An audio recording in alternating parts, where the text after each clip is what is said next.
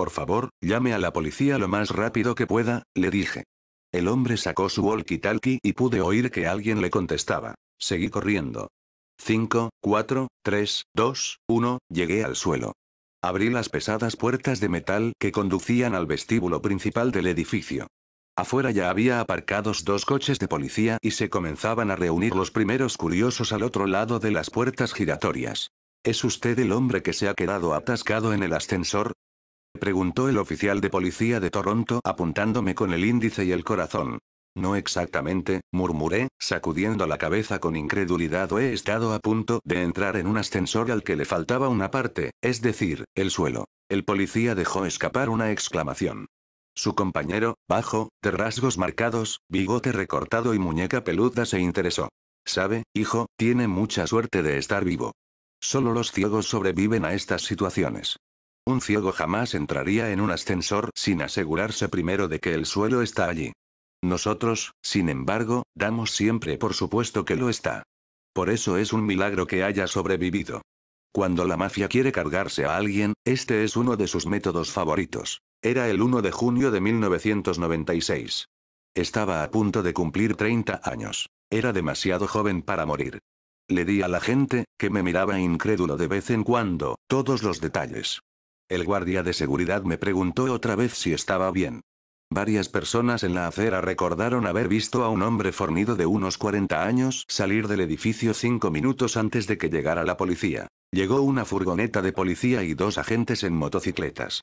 El espectáculo había comenzado. Sin duda, el Club Bilderberg es el foro a la sombra del poder más importante que existe, pero también la Comisión Trilateral, una entidad poco entendida, desempeña un papel fundamental en el esquema del nuevo orden mundial y su voluntad de conquista global, como voy a explicar en este capítulo. La Comisión Trilateral fue creada en 1973. Su fundador y principal impulsor fue el financiero internacional David Rockefeller, por largo tiempo presidente del Chase Manhattan Bank, institución controlada por la familia Rockefeller. El primer encuentro tuvo lugar en Tokio entre el 21 y el 23 de octubre de 1973. 65 personas pertenecían al grupo estadounidense. De ellos, 35 tenían relaciones entrecruzadas con el comparse. Regreso al futuro. Durante el primer año y medio, la comisión produjo 6 informes llamados Informes del Triángulo. Estos informes se han convertido en el sello característico de la CT y han servido como directrices del desarrollo de sus planes y como antena para evaluar la opinión del público. 2 de ellos en el encuentro de Tokio de octubre de 1973, 3 en el encuentro de Bruselas en junio de 1974 y 1 en el encuentro de Washington de diciembre de 1974. Gary Allen, en el expediente Rockefeller, publicado en 1975, escribió lo siguiente. Si los documentos del triángulo son indicación de algo, podemos decir que existen 4 ejes principales en el control de la economía mundial. El primero, en la dirección de crear un renovado sistema monetario mundial, algo ya conseguido. El Club Bilderberg, la TC y el CFR han creado 3 bloques económicos regionales. La C, la Unión de las Américas y la Unión Monetaria Asiática, que se está formalizando en la actualidad. El segundo, en la dirección del saqueo de nuestros recursos para una ulterior radicalización de las naciones desposeídas, también conseguido. Rockefeller y compañía enviaron miles de millones en tecnología estadounidense a la URSS y a China como requisito del futuro gobierno mundial único y su monopolio. El tercero, en la dirección de un comercio escalonado con los comunistas, conseguido. Distensión con los chinos y los rusos, y el cuarto, en la dirección de explotar la crisis energética para ejercer un mayor control internacional, conseguido. La crisis energética de 1973 y el subsiguiente temor a la escasez energética, los movimientos de defensa del medio ambiente y la guerra de Irak. La Comisión Trilateral, exclusivamente dedicada a hacer realidad la visión del orden mundial de David Rockefeller, a conseguir la uniformidad ideológica del mundo y al compromiso con el internacionalismo liberal, está compuesta por las 3 regiones claves a nivel comercial y estratégico del planeta. Norteamérica, Japón y Europa Occidental normalmente tiene alrededor de 325 miembros que trabajan durante un período de 3 años. Hoy es clara firma en Trilateralism. The Trilateral Commission y Elite Planning for World Management, que su propósito es dirigir la interdependencia global entre esas tres grandes regiones de manera que los ricos salvaguarden los intereses del capitalismo occidental en un mundo explosivo, probablemente desalentando el proteccionismo, el nacionalismo y cualquier respuesta que pudiese poner a la élite en contra de la élite. La presión económica será desviada hacia abajo, en vez de lateralmente. Paul Volcker, miembro de la CT y expresidente de la Reserva Federal, lo dijo más claramente si cabe. El nivel de vida del americano medio tiene que disminuir. Volcker, por cierto, procede del propio Chase Manhattan Bank de Rockefeller. 3. Rockefeller introdujo por primera vez la idea de la comisión trilateral en un encuentro del Club Bilderberg en Knokke, Bélgica, en la primavera de 1972, después de haber leído el libro Bedouin Voyages, escrito por el profesor Zbigniew Brzezinski de la Universidad de Columbia. El libro coincidía con la visión de Rockefeller de que la gente, los gobiernos y las economías de todas las naciones deben servir a las necesidades de los bancos y las empresas multinacionales. 2 meses más tarde, en julio de 1972, David Rockefeller, miembro del club y presidente del CFR, prestó su famosa residencia de Pocantico Hills, en las afueras de Nueva York, como cuartel general de los primeros encuentros organizativos de la Comisión Trilateral. El propósito aparente de la CT desde su inicio fue crear y mantener la asociación entre las clases dirigentes de Norteamérica, Europa Occidental y Japón, como se ve un propósito de índole trilateral, porque según los hombres doctos que dirigían la CT, el público y los líderes de la mayor parte de los países continúan viviendo en un universo mental que ya no existe, un mundo de naciones separadas, y tienen dificultades para pensar en perspectivas globales. La Comisión Trilateral está compuesta por presidentes, embajadores, secretarios de Estado, inversores de Wall Street, banqueros internacionales, ejecutivos de fundaciones, miembros de think tanks, generadores de ideas, abogados de lobbies, grupos de intereses, líderes militares de la OTAN y del Pentágono, ricos industriales, dirigentes de sindicatos, magnates de los medios de comunicación, presidentes e importantes profesores de universidad, senadores y congresistas, así como emprendedores adinerados. Algunos de ellos en funciones, otros retirados. Ollie Sklar añade que la participación de representantes de los trabajadores ayuda a controlar el aislamiento popular y a reducir la distancia que separa a los miembros de la CT de las masas de gente ordinaria. 4. La diferencia entre el Club Bilderberg y la CT es que el club, mucho más antiguo, se limita a los miembros de la OTAN, es decir, a Europa Occidental, Estados Unidos y Canadá. Ahora, con la ampliación de la UE y la OTAN, los ex representantes del Pacto de Varsovia están siendo admitidos en el club. Es interesante reseñar como anécdota que en 1998, en la cena del 5 aniversario de la Comisión Trilateral, Henry Kissinger reveló cómo y quién la había creado. En 1973, cuando era secretario de Estado, David Rockefeller vino un día a mi oficina a decirme que había pensado que yo necesitaba un poco de ayuda. Debo confesar que, en aquel momento, yo no lo veía tan claro. Así, propuso crear un grupo de americanos, europeos y japoneses que viesen el futuro con antelación. Y le pregunté: ¿y quién te va a dirigir ese asunto, David? Rockefeller respondió: Zbig Brzezinski. Sabía lo que quería decir. Había dado con algo importante.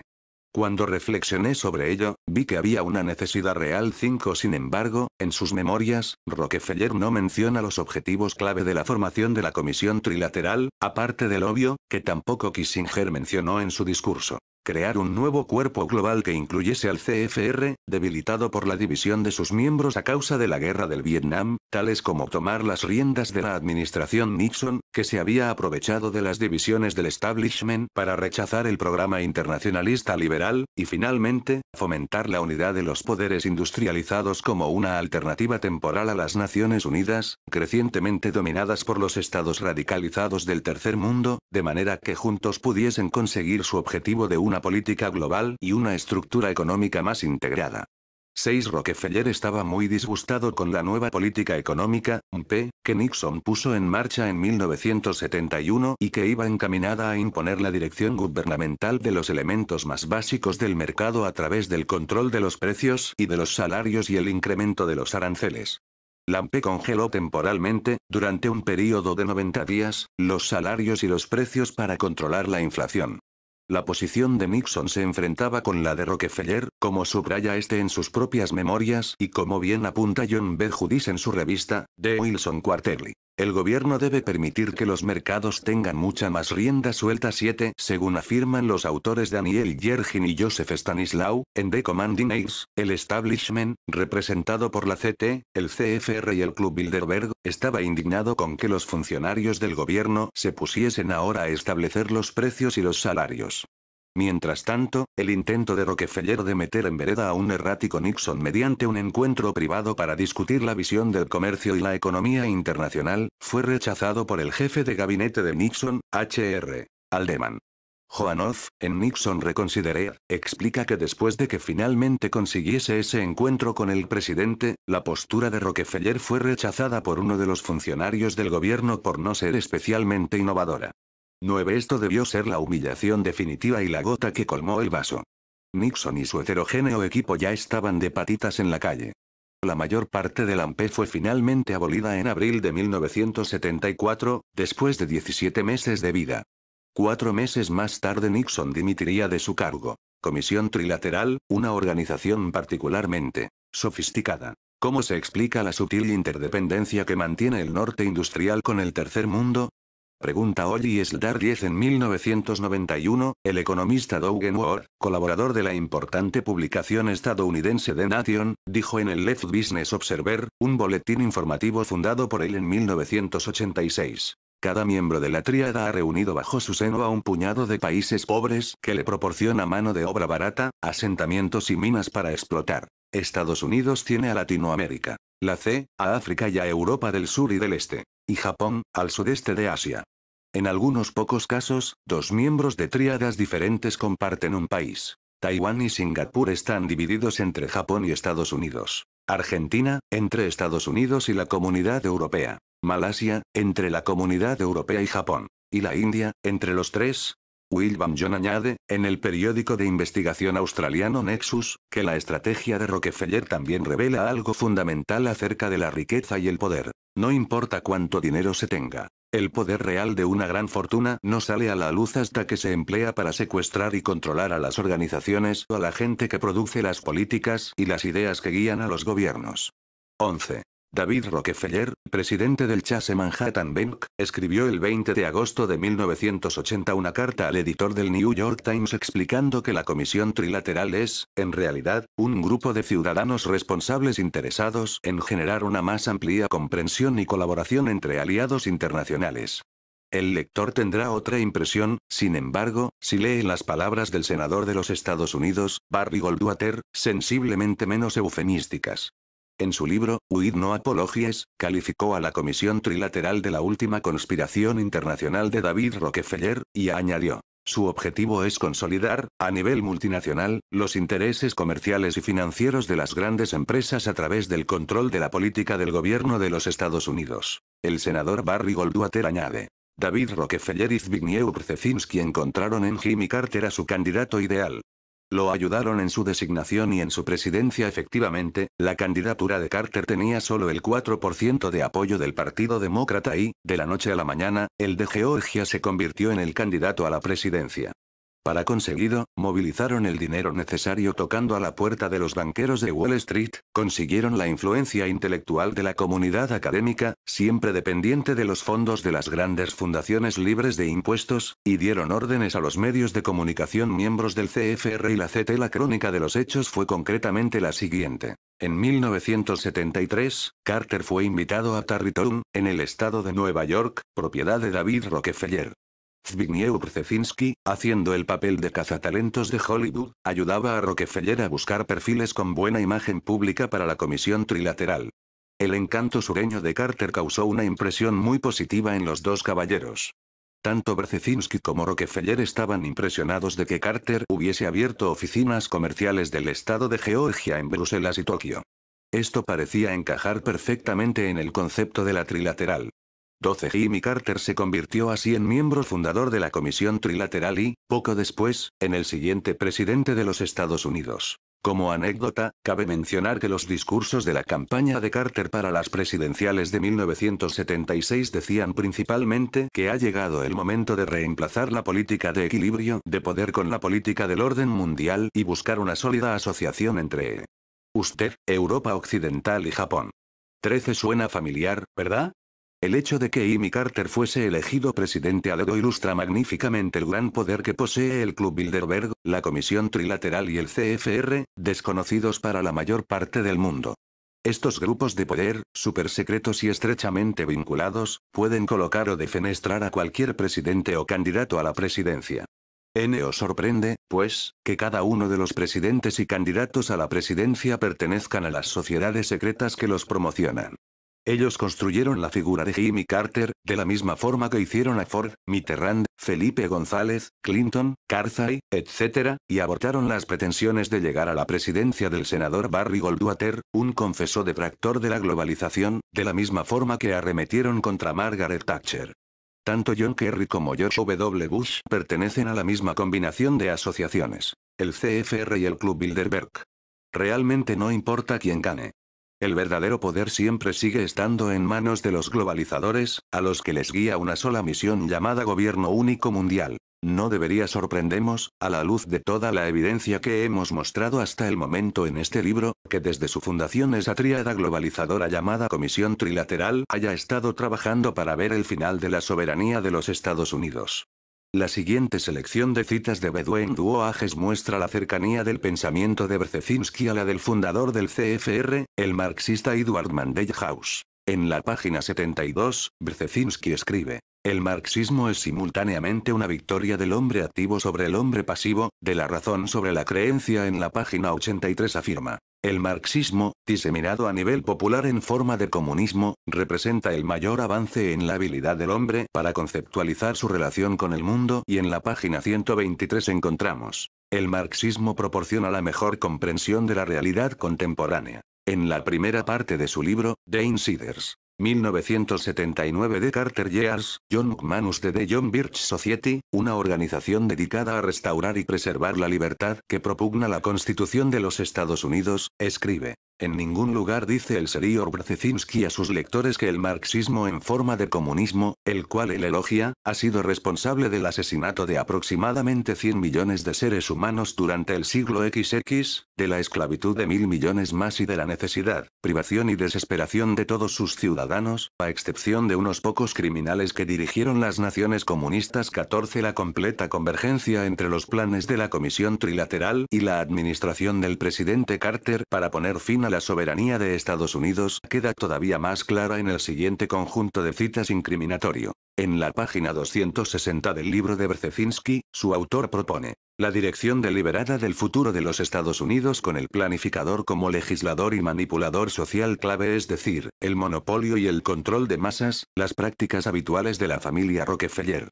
John D. Rockefeller, el padre de David, odiaba la competencia. Enseñó que la única competencia que valía la pena tener era aquella en la que tú controlas las dos partes de la ecuación. De ahí el amor de John y David por el monopolio globalizador, como, por ejemplo, los planes de Rockefeller de que la CT uniese a los bloques económicos de la Comunidad Europea, el norte y el sur de América y Asia bajo el paraguas de un gobierno mundial controlado por Rockefeller y compañía. Finalmente, en la antepenúltima página del libro, Brzezinski nos dice lo que significa todo. El objetivo de la Comisión Trilateral, los objetivos de Rockefeller, son conseguir el gobierno mundial.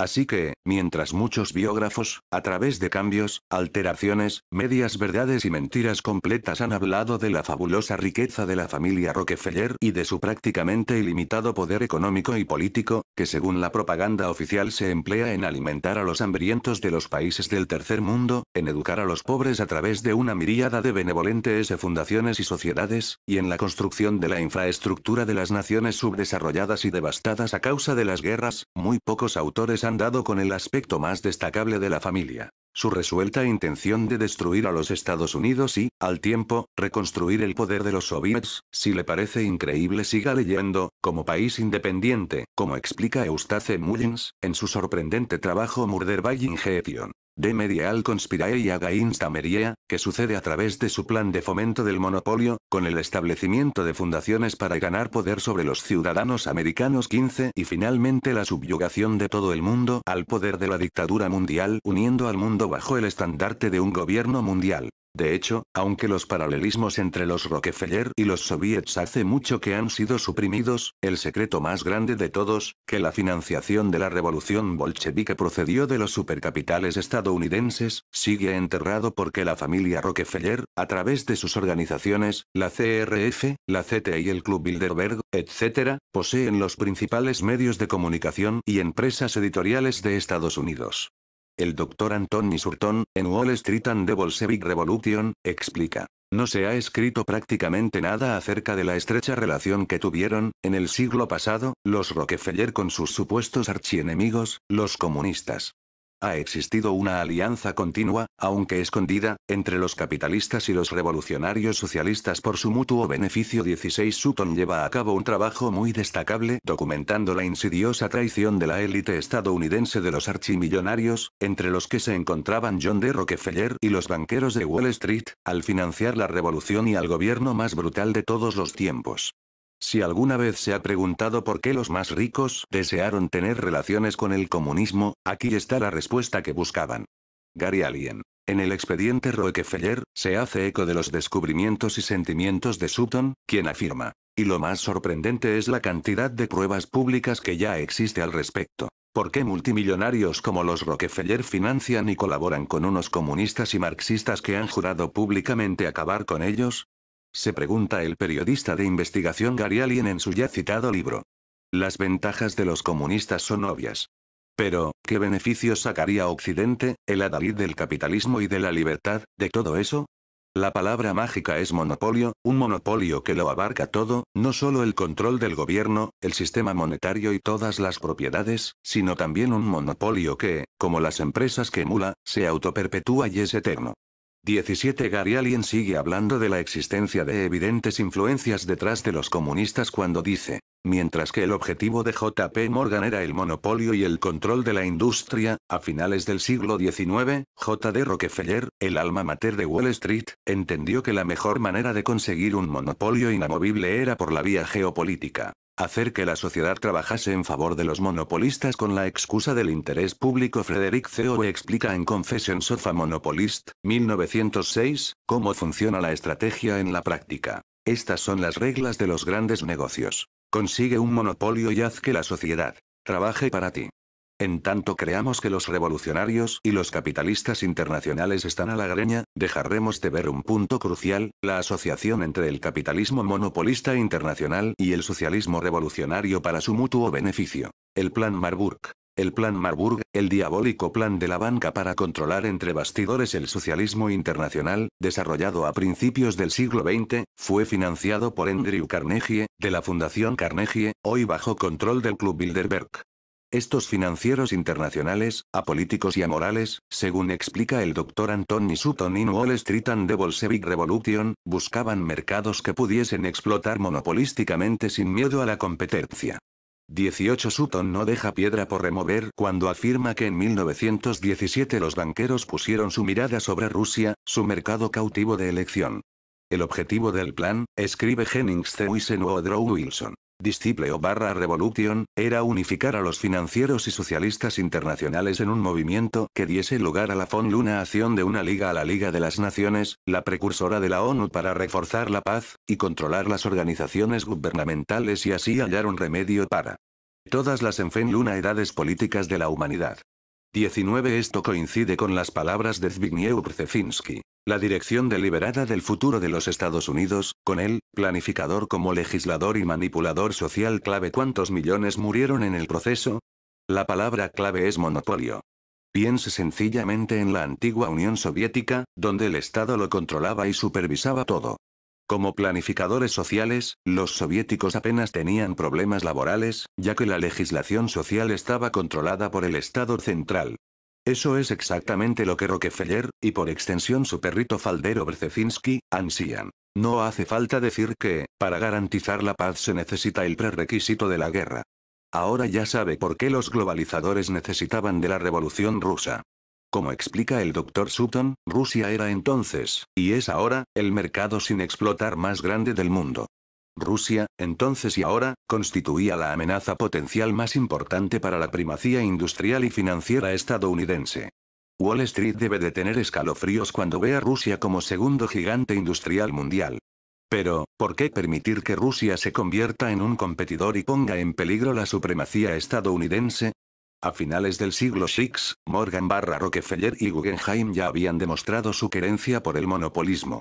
En Railroads and Regulation 1877/1916, Gabriel Kolko demostró que eran los propietarios del ferrocarril, y no los granjeros, quienes querían que el Estado controlase el ferrocarril con la intención de preservar su monopolio y acabar con la competencia. Así que la explicación más simple con nuestros datos es que todo fue obra de un sindicato de financieros de Wall Street, que decidieron ampliar sus ambiciones monopolistas a escala global. El gigantesco mercado ruso tenía que convertirse en un mercado cautivo y una colonia a explotar por unos pocos financieros estadounidenses y las empresas bajo su control. Lo que no podían conseguir la Comisión Interestatal del Comercio y la Comisión Federal del Comercio en Estados Unidos, podía obtenerlo un gobierno socialista en el extranjero, con el apoyo y los incentivos de Wall Street y Washington D.C.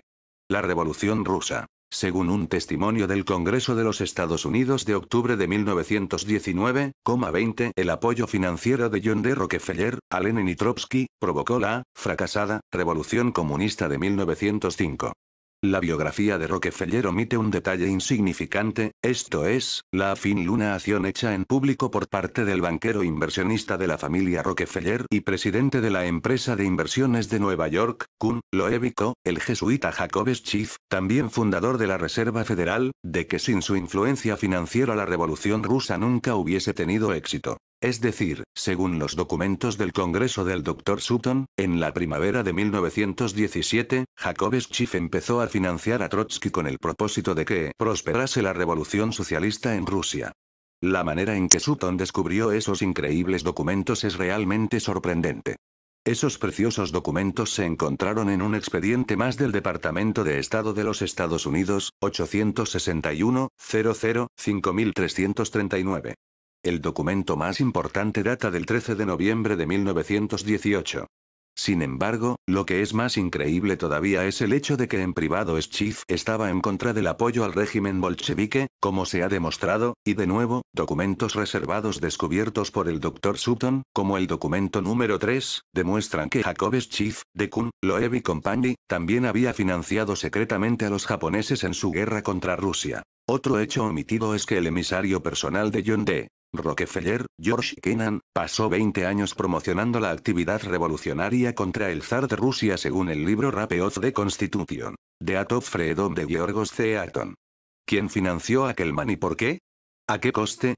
Aparte del deseo de crear un monopolio globalizador, ¿tenía John D. Rockefeller alguna razón personal para desear la caída del zar y apoyar la revolución?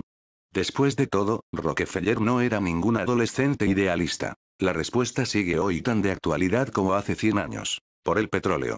Antes de la revolución bolchevique, Rusia sucedió a Estados Unidos como mayor productor de petróleo del mundo. 21 En 1900, los campos de aceite de Bakú en Rusia producían más petróleo crudo que todo Estados Unidos y en 1902 más de la mitad de las extracciones mundiales eran rusas. El caos y la destrucción de la revolución destruyeron la industria petrolífera rusa.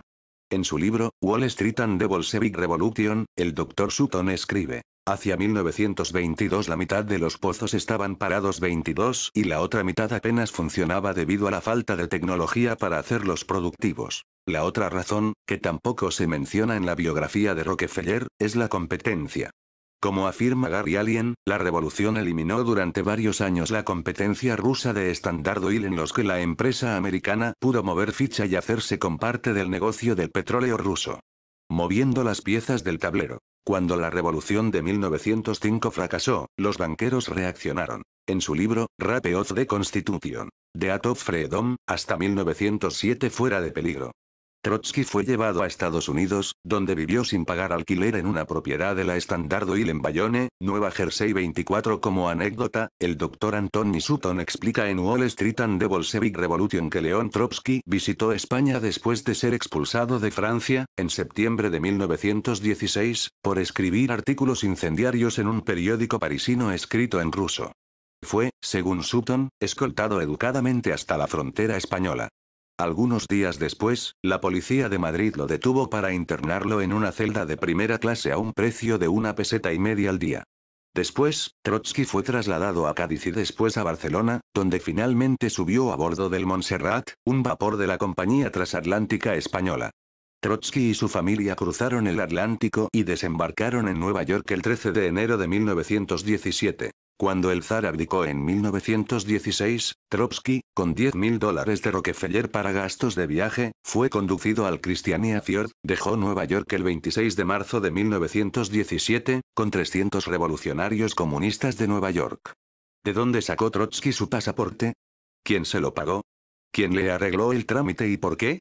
Fue el mismo Rockefeller quien consiguió un pasaporte especial para Trotsky a través de Woodrow Wilson, el presidente de los Estados Unidos, y envió a Lincoln Stephens, un comunista estadounidense al servicio de Rockefeller, con él para asegurarse de que volvía sano y salvo a Rusia.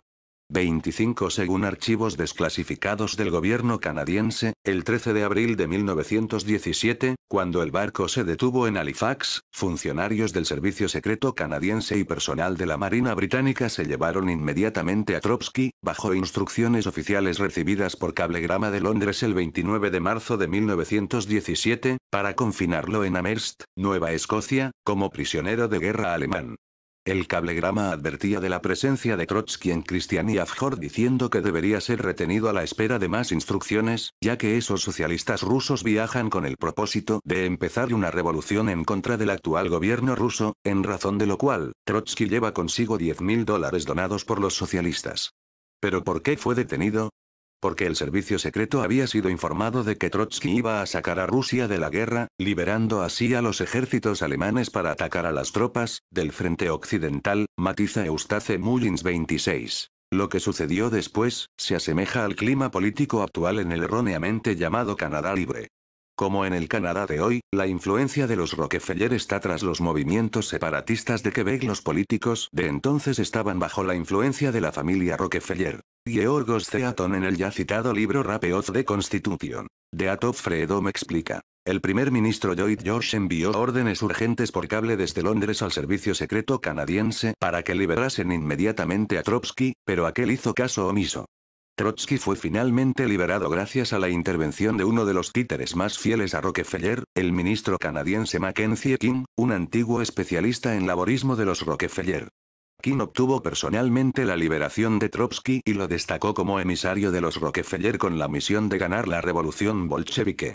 Por lo tanto, el Dr. Anand Amer, que proclamaba en voz alta su influencia en Rusia como amigo de Lenin, jugó un papel insignificante en comparación con el respaldo que le dio Rockefeller al comunismo mundial. ¿Por qué apoyó el implacable John D. Rockefeller a Trotsky? ¿Por qué Trotsky, el revolucionario bolchevique, como John D. y el resto de su familia abogaba por la revolución y la dictadura mundial, por su uniformidad ideológica y su compromiso con el internacionalismo liberal? Los bolcheviques y los banqueros, entonces, tienen algo en común. El internacionalismo, explica una y otra vez Anthony Sutton.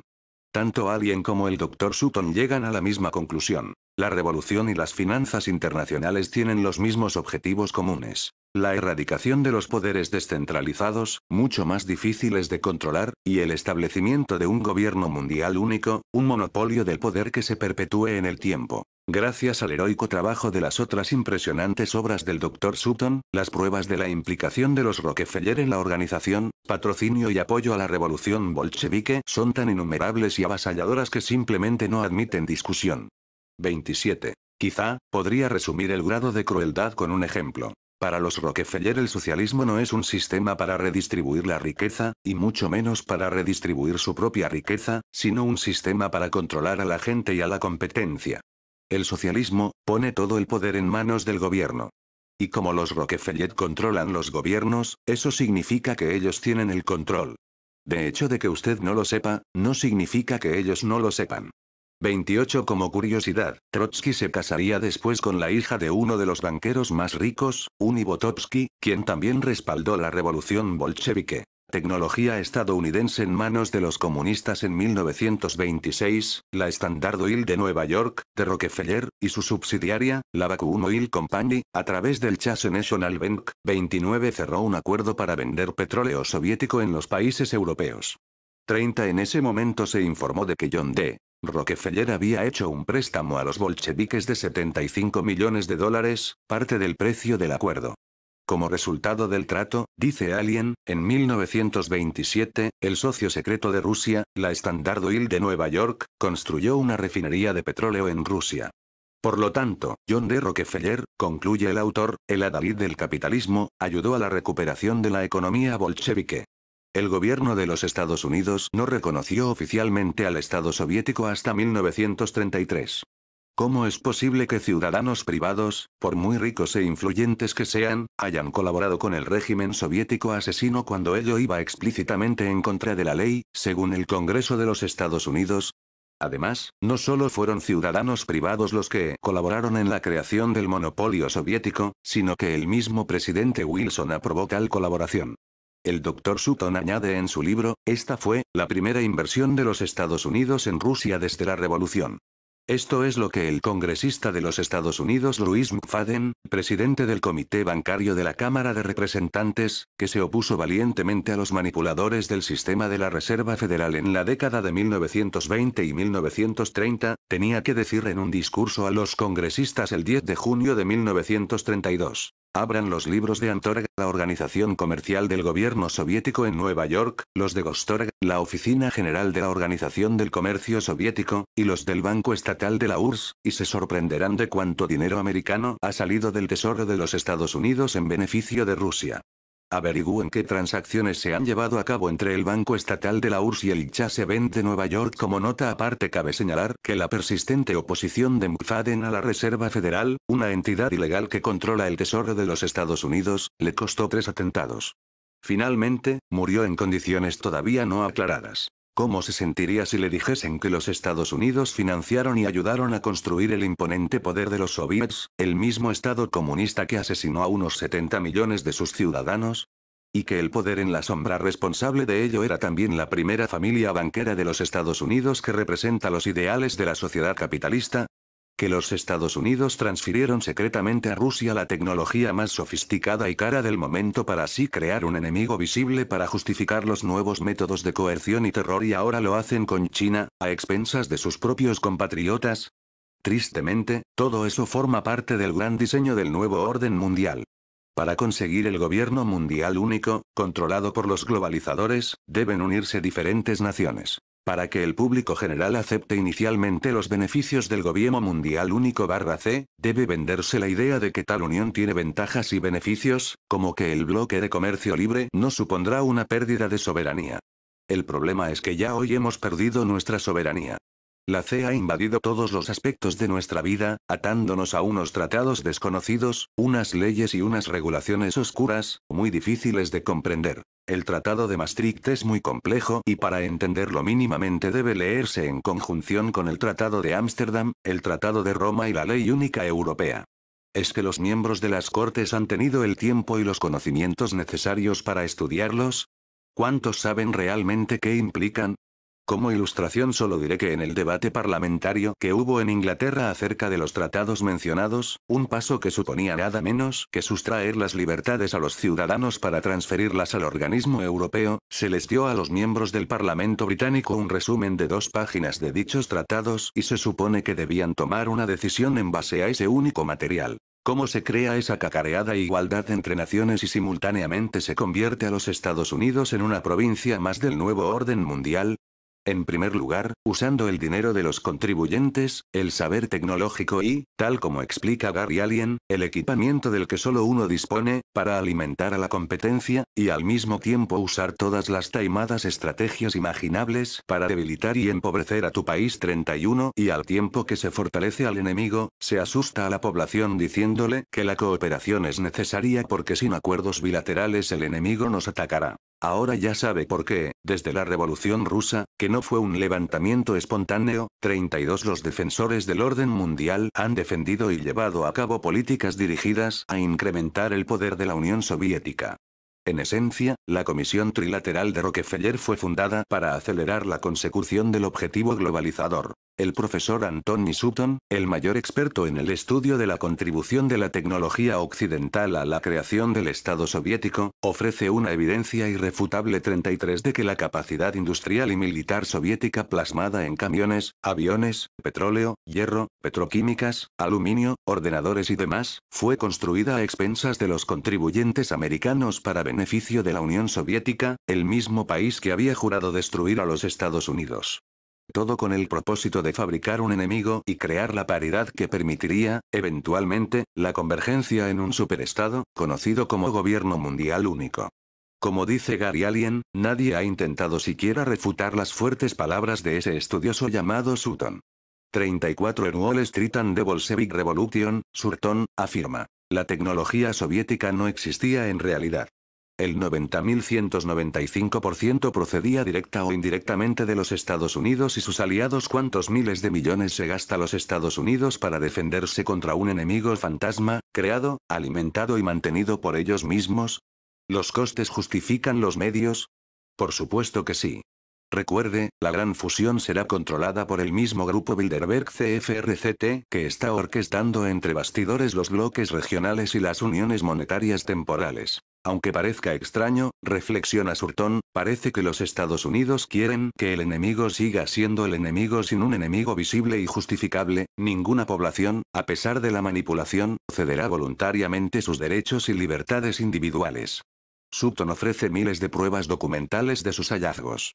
Por ejemplo, la Marina Mercante soviética, en el momento de escribir su libro, era la más grande del mundo, con unos 6.000 barcos.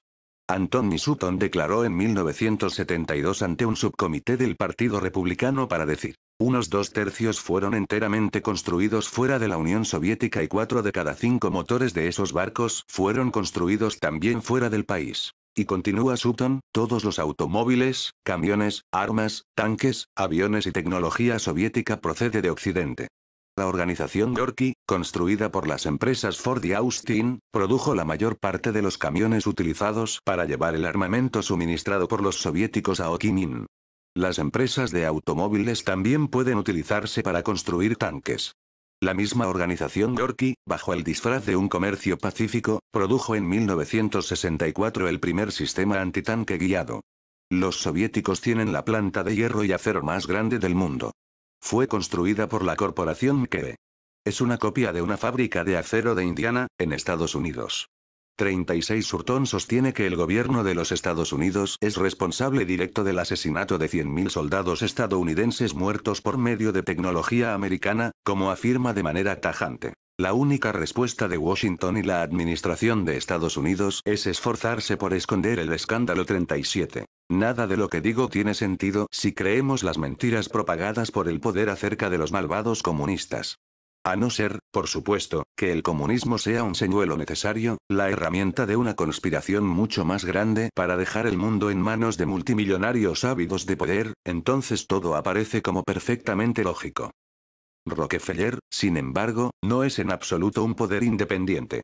Como explica Eustace Mullins en Murder by Injection, The Medical Conspiracy Against America, los Rockefeller operan bajo esferas de influencia claramente definidas. Las organizaciones caritativas, las empresas y los grupos de influencia política, trabajan siempre conjuntamente. Ningún departamento del grupo toma iniciativas por sí mismo o formula una política independiente. No hay justificación para eso, porque todo funciona bajo el control de la estructura financiera mundial, lo que significa que, cualquier día, toda la abundancia de una persona u organización puede verse reducida a cero mediante una hábil manipulación financiera. Este es el control final que asegura que nadie pueda salirse de la organización. No solo se le retirarían todos sus recursos, sino que entraría inmediatamente en la lista de un asesino a sueldo. 39 El congresista Larry McDonald, en su prólogo al libro El expediente Rockefeller, escribió: esta es una exposición concisa y escalofriante, de la que ha sido seguramente la historia más importante de nuestro tiempo. La idea de los Rockefeller y sus aliados de crear un gobierno único mundial que combine el supercapitalismo y el comunismo bajo un mismo techo, todo bajo su control.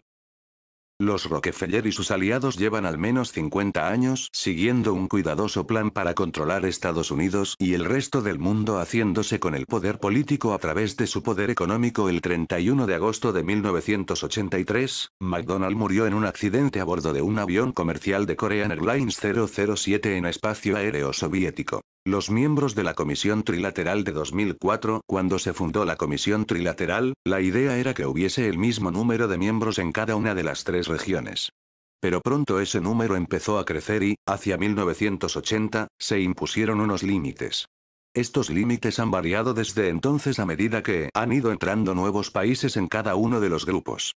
El grupo europeo tiene ahora un límite de 150 miembros, el límite del grupo estadounidense es de 110 e incluye a 15 miembros canadienses, 10 miembros mexicanos y 85 miembros estadounidenses. En el año 2000, el grupo japonés de 85 miembros se amplió para formar el grupo asiático del Pacífico, con 117 miembros. 75 de ellos de Japón, 11 de Corea, 7 de Australia y Nueva Zelanda y 15 de los 5 países de la Asociación de Países del Sudeste Asiático. El nuevo grupo asiático del Pacífico también incluye a algunos participantes de China, Hong Kong y Taiwán. En la Comisión Trilateral de 2004 hay nada menos que 8 expresidentes y 2 exdirectores de la CIA. Todos forman parte de las altas esferas de la élite política, económica y mediática. Véase el apéndice A para una lista completa de los miembros de la Comisión Trilateral. Directores ejecutivos. 135. Miembros del Congreso americano y parlamentos europeos. 35. Miembros de la Comisión Europea. 11 embajadores. 17. Vicepresidentes. 7. Presidentes de empresas. 14. Expresidentes europeos, estadounidenses y canadienses. 8. Ministros y secretarios de administraciones europeas y estadounidenses. 51. Exdirectores de la CIA, Agencia Central de Inteligencia. 2. Editores de revistas y periódicos líderes. 11. Como nota final, 200 miembros de la Comisión Trilateral tuvieron un encuentro de varios días de duración a finales de marzo de 1993 en Washington, en el que discutieron y acordaron la creación de un nuevo ejército mundial y la soberanía de las Naciones Unidas en las decisiones y políticas de inmigración de los estados individuales. Durante la noche del 28 de marzo, sus representantes cenaron con funcionarios clave del gobierno estadounidense y presentaron sus recomendaciones. Al día siguiente, hicieron lo mismo en un desayuno con Bill Clinton, según una información publicada por la excelente página de Taranta, New World Order Intelligence Update 40. Este encuentro clave allanó el camino a la cumbre del milenio de las Naciones Unidas, que tuvo lugar en septiembre del año 2000 y que, sorprendentemente, apenas si recibió la atención de los medios de comunicación. Una de las propuestas más siniestras que se han hecho jamás es la de establecer un ejército permanente de la ONU, instalaciones para sus tropas y la creación de una unidad de inteligencia completamente operativa. A pesar de que los medios de comunicación de masas no se hicieron eco de ello, según el artículo de Richard Graves, War Really Runs the World, la propuesta demandaba suficiente capacidad militar para derribar cualquier gobierno nacional que no tratase a su pueblo en conformidad con los criterios de la ONU sobre derechos humanos y justicia social. Derechos humanos y justicia social son las palabras en clave que los globalizadores usan para referirse al recorte de libertades individuales y al mayor control que deberían ejercer las Naciones Unidas. Ninguna nación será capaz de trabajar por cuenta propia ni ser independiente porque la independencia será vendida a las masas como la incapacidad de un gobierno para tratar a su pueblo en conformidad con los criterios de la ONU. Esta lógica no es ningún oxímoron. Cuando una nación se resista a la agresión de la ONU y su pretensión de robar la libertad y la independencia en nombre del gobierno global, la ONU le impondrá unas sanciones atroces para vencer la resistencia. Las sanciones tomarán la forma de retirada de créditos, suministros, estatus de comercio preferenciales y demás. Como resultado directo de los castigos impuestos por la ONU, las dificultades sufridas por los ciudadanos aumentarán, como en el caso de Kosovo en 1999. Entonces, el poder global arremeterá sin piedad contra aquellos que no quieran pasar por el aro, como ya les ha pasado a Irak, Afganistán, Yugoslavia y otros. La ONU intervendrá en nombre de una misión humanitaria, a través de la OTAN o la Fuerza de Reacción Europea, en un esfuerzo por eliminar todo vestigio de resistencia. Este plan, elaborado por el club, fue puesto en práctica en 1999 cuando la OTAN declaró que tenía el derecho de intervenir sobre Kosovo porque la comunidad internacional había hallado que el Estado yugoslavo no respetaba los derechos humanos. Los miembros del Club Bilderberg llevan mucho tiempo pidiendo que la ONU desempeñe un mayor papel militar, con la esperanza de convertirlo en una policía global, según nos explica Jim Tucker en un artículo de la revista Spotlight.ax. Los miembros del Club Bilderberg planean usar, como paso intermedio, la ONU como policía global con el propósito de erosionar aún más la independencia y soberanía nacional en Europa. En el portal de internet www.european-defen-c.co.uk, se explican las líneas generales del proyecto. Esta propaganda promocional dice que es de fundamental importancia para los globalizadores que Austria, Suiza, Finlandia e Irlanda accedan a participar en la fuerza de la Unión Europea porque ello les permitirá adquirir un estatus mayor al de observador de la B o miembros de la Sociedad para la Paz de la OTAN, sin comprometerse completamente con la defensa colectiva y poner en peligro su estatus neutral. En segundo lugar, su participación crea un marco que más tarde será utilizado para aprobar sus enmarañados acuerdos con el deliberado propósito de evitar el debate público. Se trata, una vez más, de otro paso hacia el gobierno mundial único. Austria ha destinado unos 2.000 soldados para misiones de paz de la ONU, Finlandia, 2.000, Suecia, 1.500 e Irlanda, a 1.00042. Creo que es apropiado acabar este capítulo dedicado a describir la Comisión Trilateral y su abrazo mortal sobre el mundo y la visión siniestra de la globalización de David Rockefeller con la siguiente cita del clérigo del siglo XIX, Edwin H. Chapin. Ningún ejército y ninguna nación han hecho avanzar a la raza. Pero aquí y allá, en el transcurso del tiempo, siempre ha habido un individuo que se levanta y proyecta su sombra sobre el mundo hacia una sociedad sin dinero en efectivo. No hace mucho tiempo, tanto filósofos como profanos consideraban insondable el concepto aterrador de un mundo futurista, transmitido a través de una miríada de libros y películas de ciencia ficción, donde los humanos señalados por la marca de la bestia, se convierten en esclavos, y cuya dignidad, humanidad y honor se ven confiscados en nombre del nuevo orden mundial, y su acérrimo individualismo sacrificado en aras de una armonía universal anestesiada. Luego, en la década de 1960, los globalizadores se dieron cuenta de que el mundo no estaba cambiando lo suficientemente rápido para su gusto y decidieron actuar. En 1962, Nelson Rockefeller apeló a la creación de un nuevo orden mundial. Los temas de la actualidad exigen a gritos un nuevo orden mundial, porque el antiguo se derrumba, y un orden nuevo y libre lucha por emerger a la luz.